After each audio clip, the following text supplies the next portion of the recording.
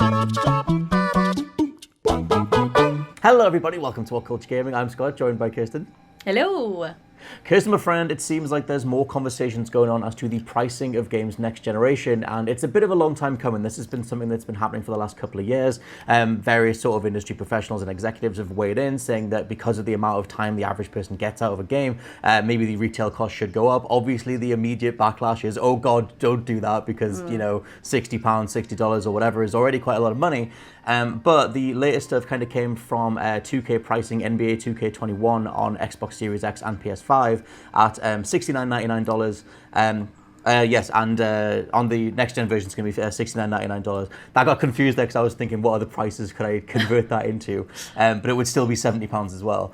And also, a Dutch retailer listed Spider-Man on PS5 and Horizon Forbidden West as $75. Assumedly, the $75 thing is more of a placeholder, especially in Spidey's case, because Miles Morales is more of like a DLC thing. But I guess as an opening thing, where do you come down on prices potentially inflating to match development cost? Yeah, I mean, at the end of the day, I think the more that these things progress, the better that they can make video games look. Unfortunately, they are going to have to increase the price because, like you said, they have to cover the amount of money that they are putting into these things. But I think that what people are forgetting is that, you know, they don't have to make these games look like movies each time. You know, it seems like everyone has kind of jumped on the bandwagon of, like, you know, motion capture and trying to make it look as realistic as possible, almost as if it's like a film that you're just kind of experiencing and playing through. And that doesn't have to be the case, because, you know, it's a video game at the end of the day. It's not real. It doesn't have to look 100% real. Like, we don't care. As long as it's a good game, it has a good plot and it plays well, we don't care. But it seems like everyone's just kind of jumping on that bandwagon, and with that will come an inflated price tag, which is just unfortunate that is the way it's going, because £75 for a game is a lot of money. That is ridiculous. Like, there's me sitting here thinking like £50 is like a relatively high price for a video game, but you've kind of come to terms with that now. But yeah, I mean, we're gonna have to save up to, you know, get these new consoles, but I mean, that's a lot of money. That is a lot of money for a single game. Yeah, it seems like the 75 stuff is like the maximum end of it, but the baseline assumption, I mean, that's what 2K have confirmed for NBA on the next-gen systems, is that it's going up by £10/$10. But that's the thing, it's like, you know, they've sort of, over the years, like, gaming as an industry has sort of manufactured these expectations, and like you said, everyone steers into motion capture and hyper-detailed 4K leafs in the background or whatever, to try and make something look as, like, glorious and gorgeous as possible. But yeah, it's like, do we actually need that level of, you know, visual fidelity when it costs so much on the dev side? And it doesn't seem like, you know, it's like, well, there's only really two ways to sort of like fix that. It's like, you know, the AAA space is so over the top now, Red Dead Redemption 2 and Final Fantasy 7 and Last of Us 2. And I sort of just put this down as a question. It's like, well, does the consumer sacrifice what a, you know, AAA game is? Or do we start paying the price to allow those sort of games to go forward? I kind of think it's interesting to see how the market will react to that. Because I don't see a way for the industry to pivot backwards to sort of say, look, we're going to scale back the visuals, but we're going to focus on gameplay and communicate that in a way that would be received positively. I think it would be by people like us that play a ton of stuff and don't really necessarily care that much about the details. I know Josh absolutely loves 4K stuff and getting lost in those kind of worlds, but for me, I always look at something like Last of Us 2 and I'm like, you guys could have done this in, you know, without that. Like I said, I don't need hyper detailed foliage every corner. But yeah, do you see them sort of like potentially trying to find a way to just to tell the consumer, hey, by the way, we got a bit carried away and we're going to try and find like a happy medium again? I mean, it'd be nice if they could. I agree with you. Like, you know, with The Last of Us, like, I've recently completed the second one, and don't get me wrong. When I first started playing, I was like, "Wow, this is amazing!" And like, I still think the story is great, and it looks incredible. Like, it looks so pretty.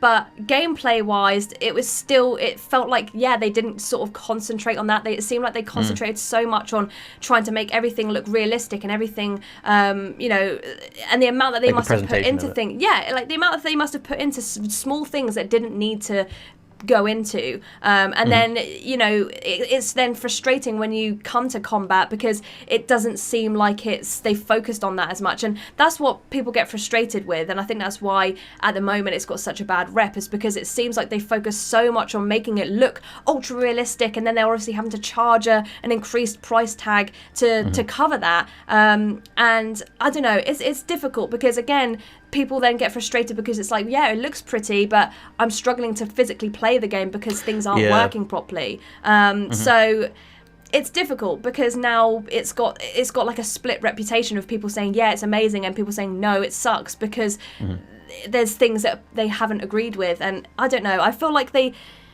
I can see what they're trying to do, and I can see why they have to charge more to be able to cover that. And obviously having to then, like, even when, like, putting it out as £75 or something and then slashing it a couple of weeks later because it's not doing as well, it's going to affect them as a business. And I do understand that. But I don't know. I just think that, yeah, like you said, I think there needs to be a happy medium. Like, don't get me wrong, with a new generation console, yeah, you want it to be beautiful and crisp and clean, but that doesn't mean it has to be ultra realistic. You can have something be 4K and look beautiful, but not have it be so realistic that you're like, oh yeah, they look like real people. Like, it doesn't have to be that way. You know, look at the new Crash game that's coming out, and you know, these animated sort of characters that come out, like, people are still blown away by how crisp they look, but, you know, they don't have to be ultra realistic. So yeah, I think they need to have a happy medium, but whether they will realize that, I don't know. I don't think they will. I think that I'm super curious how, like I said, how they communicate that to an audience, because I think people who play games regularly, who maybe aren't going to get that carried away. Like, initially you'll be carried away with the graphics. They're going, oh my god, that looks amazing. You know, I remember with The Last of Us 2, there was a making of video where Neil Druckmann was talking about, we figured out a way to emulate tear ducts, so that if if someone's in pain during combat, if you use the photo mode, you can zoom in and you'll see that they've got, like, tears and whatever. And I was like, that's fine, I guess, but, like, no one's ever going to see that. And like, as much as you can argue that it factors into the thematics of that game being this, like, extremely disgusting portrayal of violence and everything, which I do, I still think you could have done that game without that level of detail, and especially if that cost X number of hours to put together. So ex-PlayStation's Sean Layden, he was the guy that used to always come out and talk and sort of do their big E3 conferences and stuff, did an interview with gamesindustry.biz. It was with Game Lab Live, but it was written up by gamesindustry.biz, where he said the current model as it is right now just isn't sustainable, where every sort of AAA game is aiming for a 50-60 hour completion rate, and it costs so much to put together. It takes 3 to 5 years to put together. You have all these different elements of game design that can fall apart at some way in that development cycle, which results in X number of other things also being scrapped, and all those hours being lost, all that money being lost. He says that all that stuff is unsustainable, and he says he would welcome a return to the 12/15 hour game, which is kind of more endemic of the 2000s. I think me and you did an old news on this as well, because we sort of remember the halcyon days of the 2000s when you could get through more games and not everything was 200 hours long. So personally, I would welcome that too, but it's like, do you think the market would respond to that? The idea that you're paying, say there was flexible price points and you're still paying £60-70, but the game only lasts sort of 15 hours, but it looks absolutely gorgeous in the process. Like, it's kind of trying to balance all those expectations. Yeah, like I said, I think that's a good, like, medium to have, something that looks good, is a good price, but may not play as long. Like, you're happy to do that, when you're playing, like, paying £40-50 for a game that still looks amazing, has a good story, and you can get, like you said, about 15 hours playtime. That's a good, like, medium, I think. Like, that's a good way to kind of stick to it. I still don't mind the £50 price tag. I feel like nowadays, for how good games look, that I feel that's a good price. But yeah, I just think, I don't know, it's difficult. I think maybe it's because it's our sort of generation of gamers, where we're just sort of like, we don't have to have something that is like days and days and years long. Like, it doesn't have to be that long. We're happy to have just a good story, get through it in, like, like I said, 12-15 hours. Like, that's fine, as long as you've enjoyed it and you've had a good experience and you can, go back and unlock things and stuff.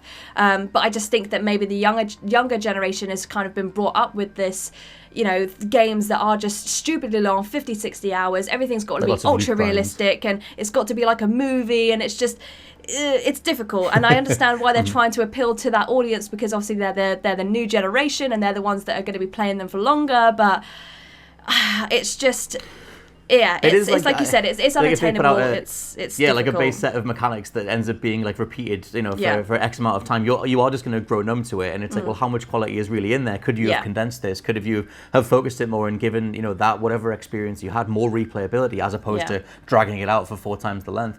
One other thing as well, in support of why game prices should go up, is that it would free up the risks that most publishers would take. A lot of stuff that we've seen this generation has been extremely safe, like safe game mechanics, safe genres, genres, lots of sequels, lots of resurrections. Like, Activision have obviously steered right back into Crash Bandicoot, did the Insane Trilogy, Crash Team Racing, and Spyro, which those games are really solid because of the talent that's put into them. But it feels like a lot of top-tier publishers play it as safe as possible because they need to guarantee the costs are going to be recouped if the development cost is sky high. So if your retail unit cost is suddenly much higher, even if it's just $10 higher per unit, then that publisher is guaranteed their money back, and assumedly, providing the right people are in those positions, they would greenlight a wider variety of genres, mechanics, experimental, ways to play games, things that we used to see a lot more of in the 2000s, a much wider variety of genres in the AAA space. Because I don't know if you're the same as me, but nearly every other game, especially on the Sony first party side, nearly every other game that you see is the same thing. Most of Sony's first party stuff this generation has been camera over the shoulder, third person action game with, some crafting components and, open world exploration. And I would want to see a greater variety of stuff. And it's trying to balance those things again. So I guess it's just down to a general sort of comfort thing as well. But I guess going forward, what would you do if you were Mrs. Sony? What would your sort of initial mandate be in terms of, because they've said with Spider-Man it's going to be this sort of DLC adjacent add-on pack thing. Does that seem to be a way to steer into smaller experiences that still look absolutely gorgeous, or would you try and make something like a Red Dead 2 more manageable? Yeah, I mean it's different. It's difficult because it's just like catch-22. When you're saying that.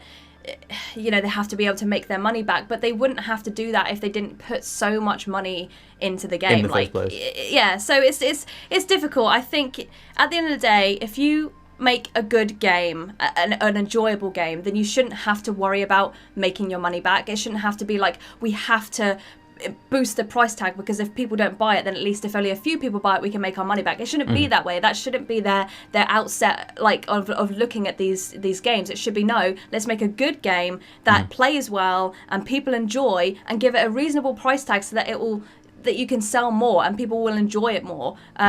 I don't know. I just feel like we're just at a point where it is just all about money and just trying to put as much money into something so that they can then try and up the price tag and make as much money back as they can, and then not really focusing on, like you said, putting teardrops into people's eyes. Who cares?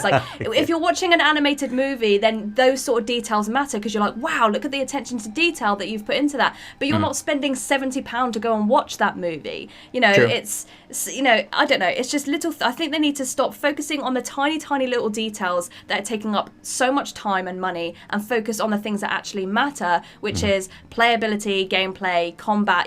Things that are actually matter within a game and make it play well, as well as a decent story, and focusing on getting rid of glitches and bugs and stuff, instead of just shoving out something that's had loads of money spent on it and hoping that people are just going to shell out their money as well because you've hyped it up so much that it's clearly it's worth £80, and I don't know. It's difficult. I just think if I was Miss Sony, I would just say, just focus on the important things. So focus on making it good. Focus on doing things that people enjoy.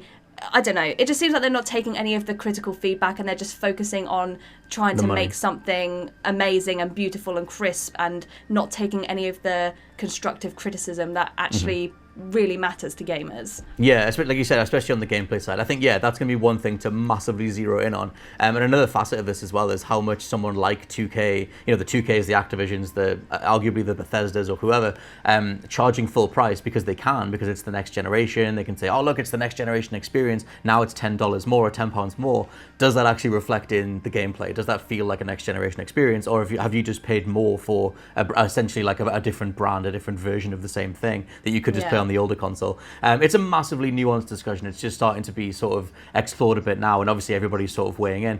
So let us know what you think down in the comments below. How much more money would you pay into per game? Do you think that basically those sort of prices should stay the same, or do you see an avenue for those different totals to balance out? For now, I've been Scott from WhatCulture.com. And I have been Kirsten Ria from WhatCulture.com. I'll catch you next time. Bye. Bye.